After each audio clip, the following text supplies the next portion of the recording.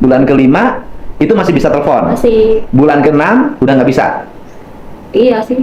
WA aja, nggak pernah telepon. Iya, WA dari situ tidak pernah telepon. Sama sekali. Sama sekali, dari situ pun memang diajak pice tuh nggak mau. Nah sekarang kan nggak ada rasa curiga tuh. Oh nggak bisa di WA, nggak bisa lapor polisi. Curiga dari awal, saya sudah curiga. Ini kayaknya laki-laki nggak benar. Pas dia pertama kali sekali dia mengupload foto laki-laki itu, saya udah curiga, Pak. Saya udah bilang sama suami saya, ini kayaknya laki-laki nggak benar deh. Kok bisa kamu ngomong kayak gitu?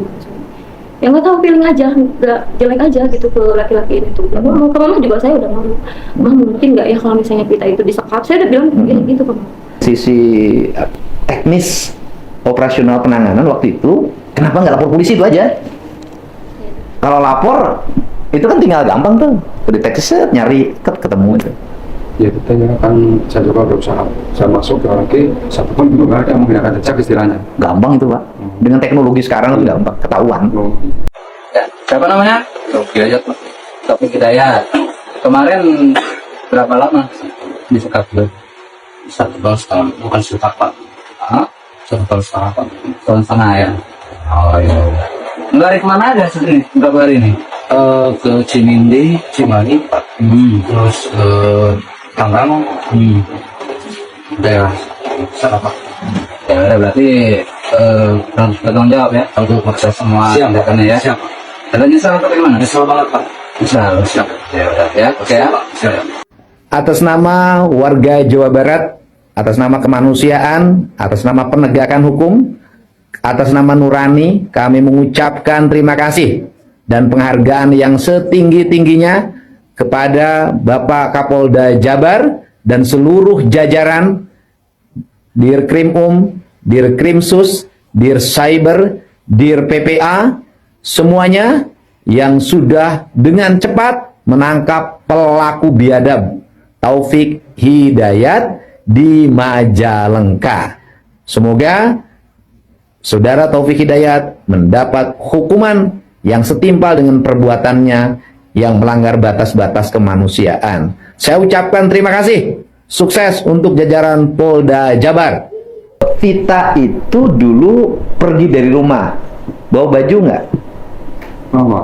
Oke, bawa baju. Iya. Nah, ketika pergi dari rumah bawa baju, Vita itu posisinya sudah punya kosan belum di Bandung? Artinya gini loh, posisi Pita dengan Bapak ketika bawa laki-laki ya, mengenalkan pada Bapak sebagai pacar baru atau apalah. Kemudian dia pergi itu, pada waktu itu Pita itu sudah dalam posisi punya kosan di Bandung tidak? Udah. Artinya dia itu sehari-harinya di Bandung, di kota. Kerjanya tuh di PT apa teh? Nabati. PT Nabati, kantor pusatnya di Pasteur. Iya. Di Pasteur, nah sekarang perusahaannya masih ada? Ada. Apa nama PT-nya? Nabati itu. PT Nabati, oke. Nah dia sudah kos di Bandung? Udah. Nggak sudah kos di Bandung, artinya tidak tiap hari tinggal di rumah Bapak? Iya, paling kalau waktu pulang seminggu sekali. Oke, seminggu sekali berarti pulang, ya kan? Seminggu sekali suka pulang, artinya dia sudah menjadi perempuan yang mandiri, punya pekerjaan, punya penghasilan, dan punya kontrakan sendiri di kota Bandung. Di mana di kota Bandung kontraknya? Di belakang Pasteur itu, di kantor yang pusat. Oh di belakang kantor pusatnya. Iya. Oke, sudah di situ kan? Iya. Nah, waktu bawa laki-laki namanya Topik ke Bapak, ketemu nggak dengan Bapak? Belum pernah ketemu, tapi udah pernah ke rumahnya ketemu sama istri saya. Oke, artinya pernah ke rumah Bapak, Iya. ya kan? Ketemu sama Ibu. Iya. Waktu sama Ibu, dia dikenalin sebagai pacar. Ya, enggak juga sih, sifatnya kita itu katanya buru-buru. Oh, Iya. temen deket aja. Iya. Habis itu berangkat lagi biasa, Iya. karena disangkanya mau kembali ke kontrakan Iya. di Bandung. Iya. Artinya tidak dalam posisi mau pergi nih, kan gitu loh. Iya. Kan persepsi publik, saya kan mencoba menjawab persepsi publik. Persepsi publik itu kan pergi dari rumah, berarti ini tidak pergi dari rumah. Tidak. Artinya dia akan kembali ke rumah kontrakannya. Betul. Setelah itu tidak balik lagi. Itu terakhir kali kita ketemu sama Oke. korban. Nah, Bapak ini kan anaknya mungkin biasa bertemu dengan Bapak berapa minggu sekali? Ya waktu masih itu sih seminggu sekali. Seminggu sekali, oke.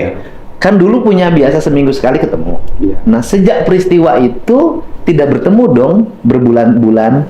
Iya, ya sampai 2 tahun jalan lah. Oke. Pertanyaan saya adalah Bapak berusaha menyusul nggak ke rumah kontrakan? Waktu itu disusul udah nggak ada, udah pergi dari situ. Jadi waktu itu kan di dekat kontrakan kerja, itu udah pindah sama temennya itu. Oke. Kan anak Bapak itu biasa pulang, Iya. kemudian tidak pulang. Iya. Dalam waktu berapa minggu tidak pulang, Bapak menyusul ke rumah kontrakan? Iya. Berapa waktunya? Izin boleh? Boleh sok jelasin. Jadi sebenarnya gini, pas pertama dia pulang pas terakhir dia pulang ke rumah itu dia kan izinnya mau nonton konser sama si pelaku ini kan. Izin nonton konser. Setelah itu kan kami tidak bertemu lagi kan. Tahu-tahu ada yang telepon. Mah katanya Pita mau kerjanya dipindah lagi ke Majalengka. Ada lagi kan, berarti yang di Majalengka kan. Pindah katanya kerjanya di Majalengka. Oh ya kita pikir ya memang bekerja sih. Oke, kata mama nggak apa-apa, pulang dulu nggak, kayak gitu. Enggak mah, dari Pasteur langsung ke Majalengka katanya. Butuh perbantuan cepat di sana gitu, sekitar 2 atau 3 bulan katanya di Majalengka. Oh oke, kata mama ya nggak apa-apa. Karena memang kita pikir memang bekerja dari situ, tapi dari situ mulailah nggak ada kabar. Nah, ini makanya saya tanya ke Bapak. Kan Bapak anaknya tidak pulang tuh. Iya. Ini lagi ngukur perasaan seorang ayah, apalagi anak perempuan. Iya. Pada saat anak perempuannya tidak pulang seminggu, tidak pulang 2 minggu, kan ada cemas, Pak. Iya. Nah, pertanyaan saya adalah, apakah kecemasan Bapak diwujudkan dalam bentuk nengok nggak ke rumah kontrakannya? Suami saya yang ke sana. Ya? Suami saya yang saya Oh, suruh. suaminya yang ke sana? Iya, ke kosan. Ke kosannya? Ada di kosannya? Nggak ada, sudah tidak ada. Pada saat ke kosannya tidak ada, kemudian dikontak Iya. HP-nya. Iya. Terus ketika dikontak HP-nya, jawabnya apa? Kerja di Majalengka. Oke, sudah pindah kerja di Majalengka. Disusul nggak ke Majalengka? Enggak, kita nggak tahu. Nggak ditanya Majalengkanya di mana? Ditanyain tapi nggak dikasih. Nah, itu kan maksud saya, Bapak mah sudah terjadi, ya kan? Peristiwa Bapak, peristiwa Teteh sudah terjadi. Saya itu lagi memberikan pelajaran pada seluruh masyarakat Jawa Barat, masyarakat Indonesia. Peristiwa ini tidak boleh ada. Artinya, bagi orang tua yang anaknya tidak ada kabar, nanti harus segera disusul dan dicari. Gitu loh, Pak. Saya mah, kalau Bapak mah sudah terjadi, ini maksud saya, ini adalah gambaran untuk kita semua ke depan. Karena bisa jadi yang berperilaku seperti ini nanti banyak, seiring dengan era yang kayak gini nih, era kayak gini. Nah, kemudian habis itu tidak nyusul ke Majalengka. Tidak. Tapi ketika dia di Majalengka masih normal ngirim kabar. Kabar sebulan sekali. Sebulan sekali itu masih kabar. Oke, sebulan sekali ngasih kabar via WA. Ya, WA. Ke siapa? Ada kadang ke suami saya, karena yang getol nanya Nyari. kabar sih suami. Saudara laki-laki pasti sayang sama adik Iya, perempuan. betul. Itu psikologinya begitu. Getol nyari kan. Nyari. Iya. Nah, kemudian ngasih kabar, tapi tidak menjelaskan di mana. Tidak.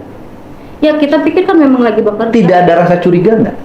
Ada, saya justru bilang ke suami. Oh, ini Teteh ya yang punya perasaan nggak enaknya. Coba cari, aku bilang gitu. Mana tahu kita masih ada di kosan yang di Pasteur itu.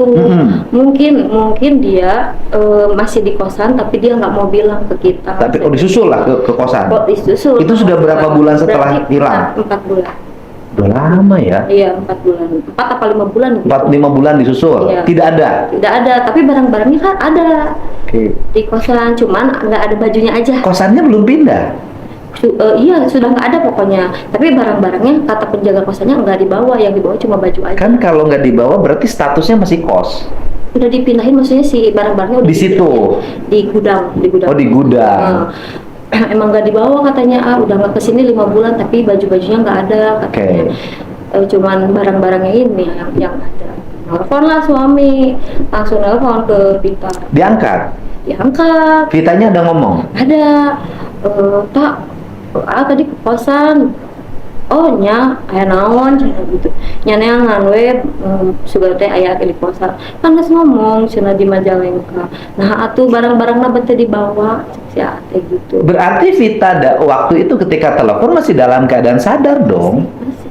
Artinya bisa, mohon maaf ya, bisa jadi lagi menikmati rasa bahagia. Mungkin ya. Kan awal. Iya. Belum ketahuan kelakuan gitu loh. Masih menikmati rasa bahagia. Itu kenapa nggak cerita ke orang tua?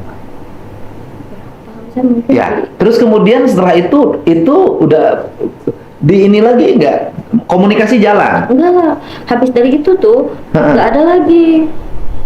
Curiganya tuh kenapa biasanya kan kita setiap hari tuh nge-WA kan biasanya nanyain kabar ponakannya, nanyain lagi apa gitu, biasa kabar-kabaran kayak gitu. Terus biasa kan memang suka ngirim kan sebulan sekali gitu. Sekarang udah nggak ada ngirimin lah. Dari situ nggak Oke. ada Kemudian menghubunginya setelah itu dia masih menghubungi lewat apa? WhatsApp, WA aja, tidak telepon. tidak Ke siapa? ya gitu, ke papa kadang, ke saya, ke Enggak, kakak. saya ada nggak berusaha untuk mencari? Ya itu Pak, dari situ kan nyari dulu kan ke kosan kan. Habis dari itu enggak, kita masih kerja di Majalengka itu, pulang kapan kata A gitu. Nggak tahu, katanya masih sibuk. Gitu aja terus alibinya tuh begitu, masih sibuk katanya. Oke.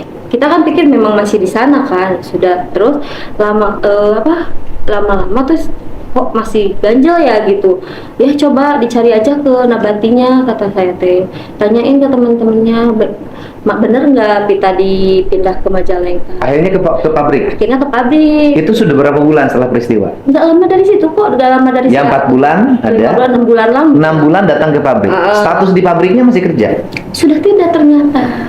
Pas ditanyain ternyata sudah tidak, resign 4 bulan yang lalu. Yang nganternya pun surat resignnya itu si cowok. Ya artinya bahwa ketika 3 bulan pindah ke Majalengka itu berarti sudah mengundurkan diri. Iya. Nah pertanyaannya adalah kok sampai nggak cerita mengundurkan diri? Kan waktu masih telepon.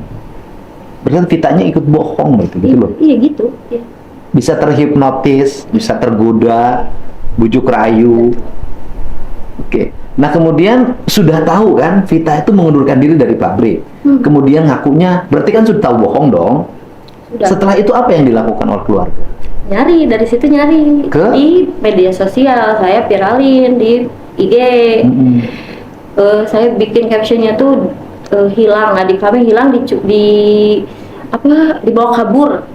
Kami ininya dibawa kabur oleh si lelaki ini gitu, si foto itu laki-laki itu. Rame kan akhirnya, karena di-share-nya di grup tempat suami kerja gitu, maksudnya kan suami Gojek kan, di grup di-share di grup Gojek, di Facebook, di Instagram, rame akhirnya, banyak yang nge-repost.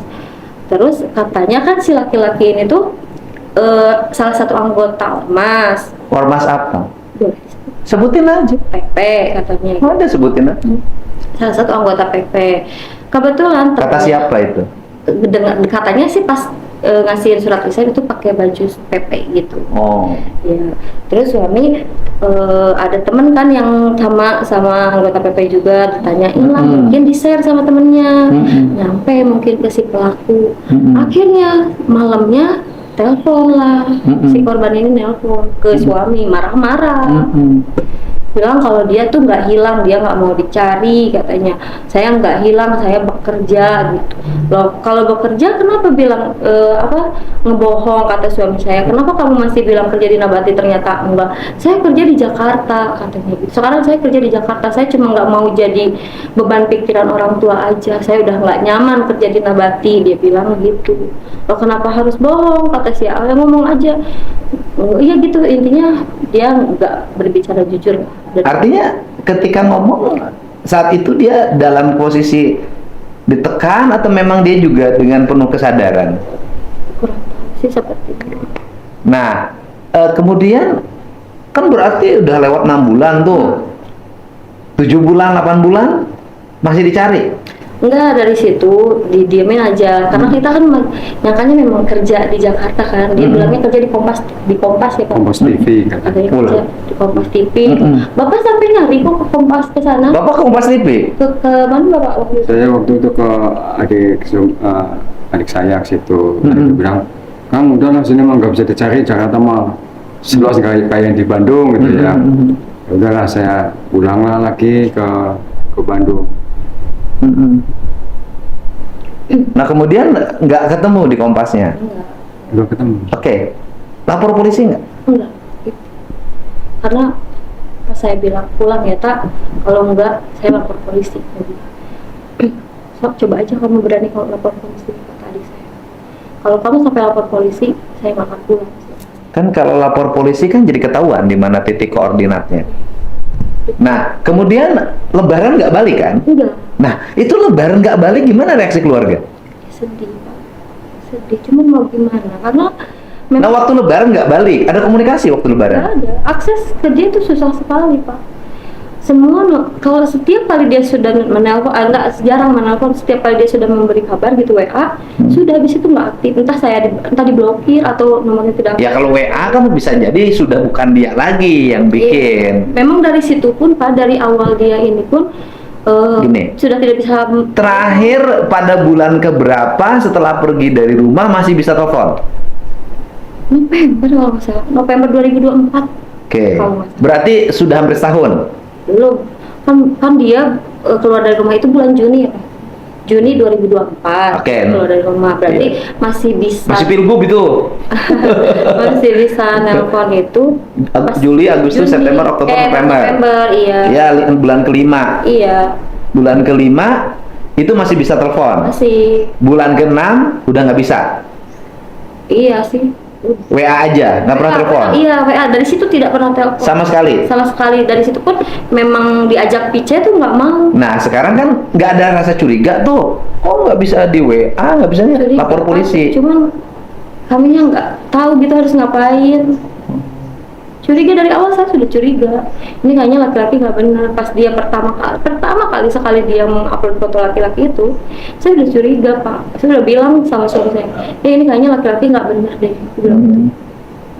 Kok bisa kamu ngomong kayak gitu?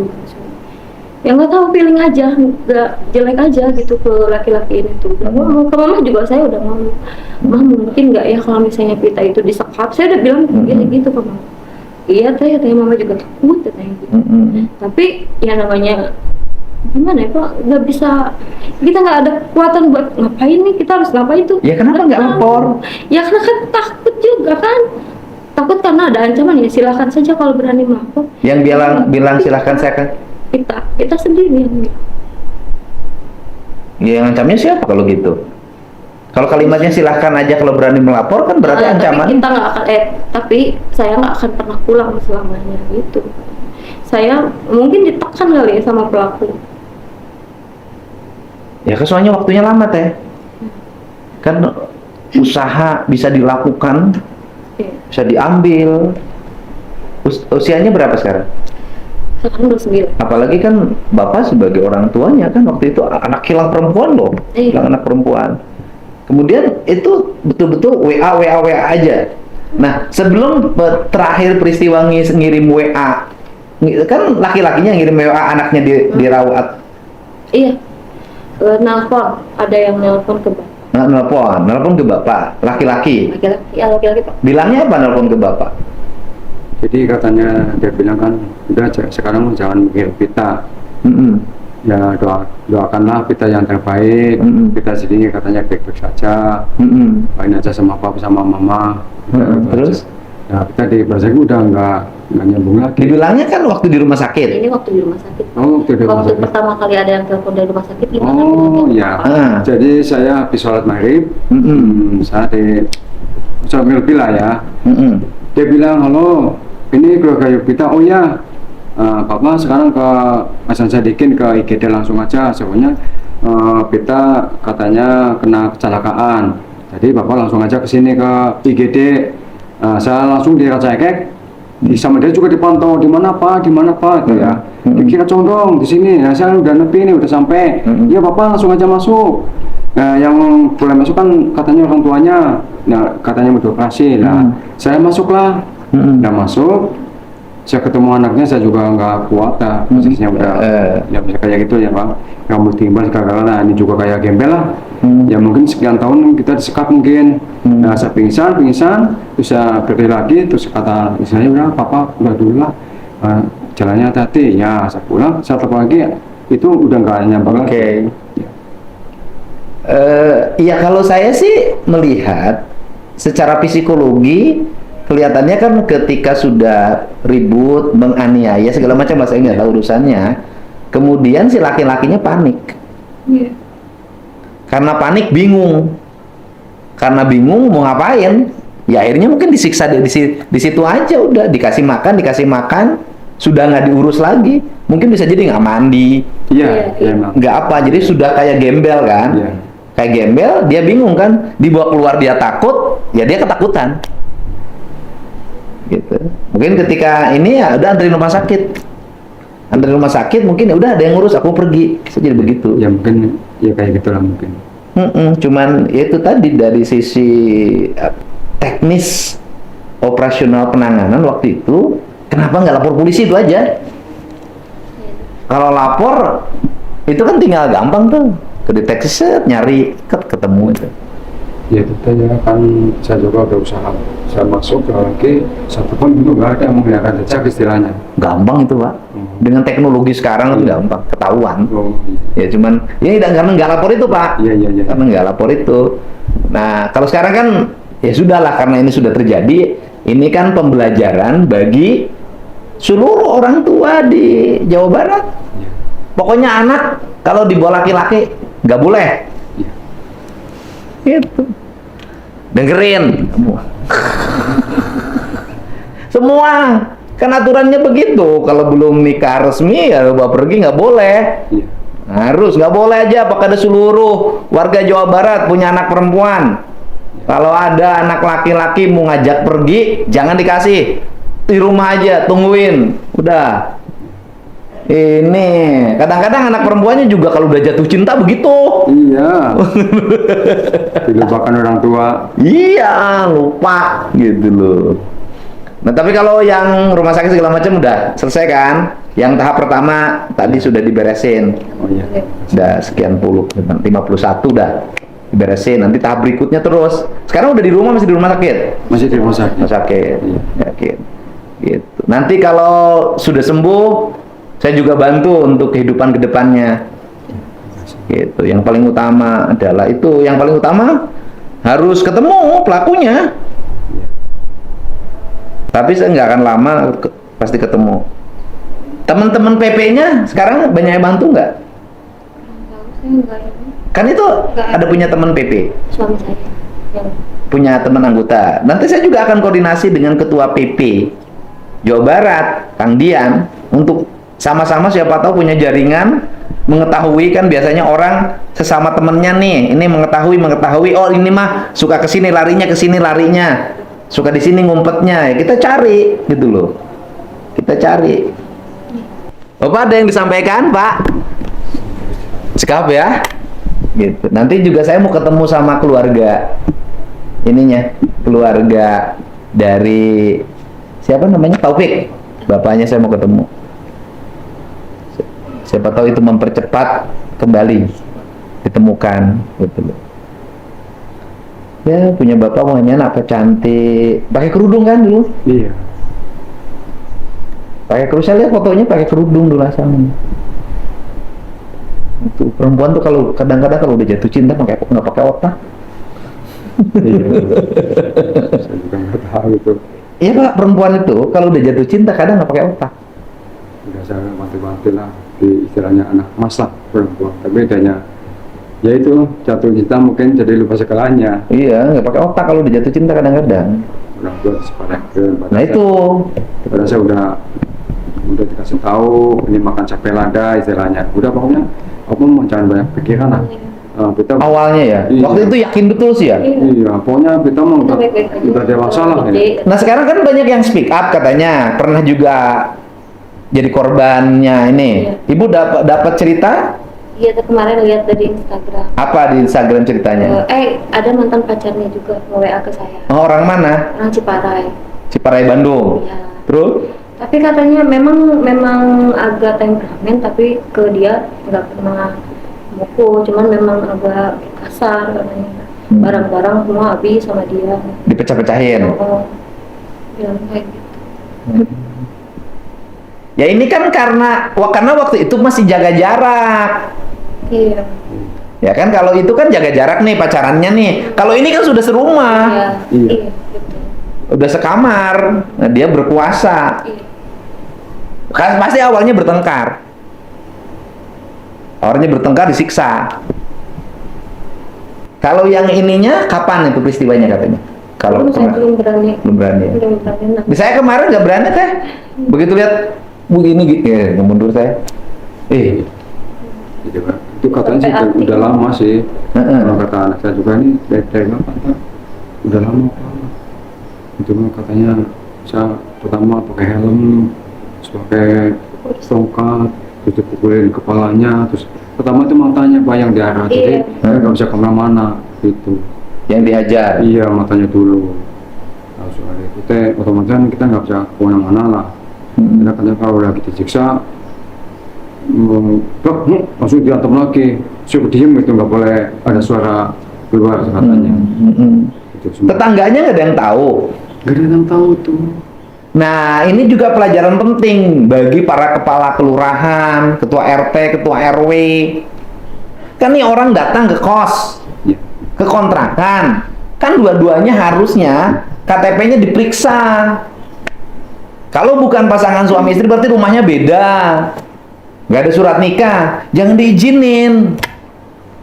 Kita mah kan karena kos-kosan banyak, ya orang dalam pikirnya yang punya kos yang penting bayar uang kok. Nggak pernah, kadang-kadang didaftarin ke RT RW-nya. Kan kalau ke RT RW-nya didaftarin, kemudian RT RW-nya ngecek ke setiap rumah, ke yang kos-kos tuh diperiksa keadaannya, ditanya kayak zaman dulu, mungkin nggak akan ada peristiwa ini. Sekarang udah merdeka sih. Sekarang Bapak nggak ada ini kan, pengobatan udah selesai. Tinggal Bapak sendiri kan untuk kebutuhan-kebutuhan aman. Nanti juga saya titipin lagi buat kebutuhan Bapak, ya. Selama ini kemarin udah, nanti saya titipin lagi. Biar Bapaknya tenang, nggak usah mikir apa-apa. Sekarang fokus untuk anak. Iya. Kesehatannya, kemudian pengobatannya udah beres. Yang paling utama pelakunya harus ditemukan. Saya udah kontak Pak Kapolda barusan juga. Pokoknya kita gaspol untuk segera ditangkap. Dan saya kasih sayembara, siapa yang menemukan wajahnya biar cepet. Pokoknya, dan kemudian siapa yang menyembunyikan juga nanti dipidana loh, hati-hati. Biar cepet, maksud saya dibikin sayembara kan 250 juta itu, siapa tahu ada warga nanti semuanya nyari, ngebandingin, dan kemudian dia juga nanti mengalami kesulitan pergi karena sudah merasa terkepung. Karena sekarang orang udah pakai ini kan, tujuan saya itu biar cepat. Karena saya kesel Pak, gitu-gitu amat sih. Gitu Pak, ya Pak ya. Bapaknya sehat. Masih. Nanti jadi Bapak tegas, Bapak itu sama anak perempuan toh. Iya. Nah ini kadang-kadang sekarang orang tua kalah sama anaknya. Iya. Ini pelajaran penting nih, ya Bu ya. Iya. Bener nggak? Bener. Ini kan pelajaran penting Mbak. Betul. Dimana beginilah keadaan sekarang, orang tua kalah sama anak. Gimana saya, weh? Nah, ini penting untuk semua orang tua dimanapun berada, gak boleh kalah sama anak. Ya kan Pak? Iya. Karena perempuan, sama laki-laki pergi, itu masih udah bohong, Bapak masih percaya. Sampai nyari ke Jakarta. Setelah itu kita juga lupa. Kenapa nggak lapor polisi? Kenapa nggak dicari? 2 kali lebaran berarti nggak ketemu kan? Iya. 2024, 3 kali lebaran. 2020. Oh, 2024 lebarannya Maret ya? Iya, masih kumpul 2020. Oh, ya tinggal lebaran. 2024, 2025, 2026. Iya. 2 kali lebaran. Nggak ketemu. Waktu lebaran nggak ketemu. Ada ngasih kabar nggak? Enggak. Udah hilang kontak aja, nggak pernah ngasih kabar. Ya Pak, baik. Saya ucapkan terima kasih. Ya, Silakan Pak. udah aman. Kalau saya tugas gubernur. Ya tugas gubernur jaga warga, Terima kasih. melindungi warganya. Kemarin pusing urusan pengobatan udah selesai. Udah, Bapak tinggal tenang aja. Sekarang kita fokus untuk nyari pelaku itu aja. Korban mah sudah diobatin, ada keluarganya yang jagain, sudah selesai. Dan kemudian jangan terlalu juga banyak terima tamu. Oh iya. Iya, Iya. Harus mulai. Kalau sudah gini nanti ribuan tamu menengok. Alhamdulillah udah kita amankan. Atas nama siapa? Taufik Pak. Taufik siapa? Taufik Hidayat Pak. Iya, dan aman. Alhamdulillah. Ini mobil ya. Alhamdulillah Taufik Hidayat. Kooperatif ya. Siap. Nanti berikan keterangan sejelas-jelasnya di kantor. Kita menuju Polda Jabar ya. Dekat film. Terima kasih. Berapa? Komandan ini dia komandan. Ada gitu. Atau Abi di tengah. Abi di tengah.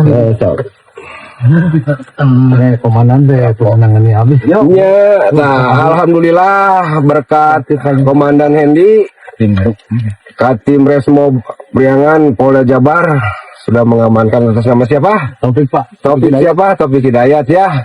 Kita pertanggungjawabkan semua perbuatan. Insya Allah ada hikmahnya nanti. Kita rencana geser ke Polda Jabar ya. Siap. Terima kasih. Pak Taufik lihat dulu sini. Oke, clear ya. Muka Taufiknya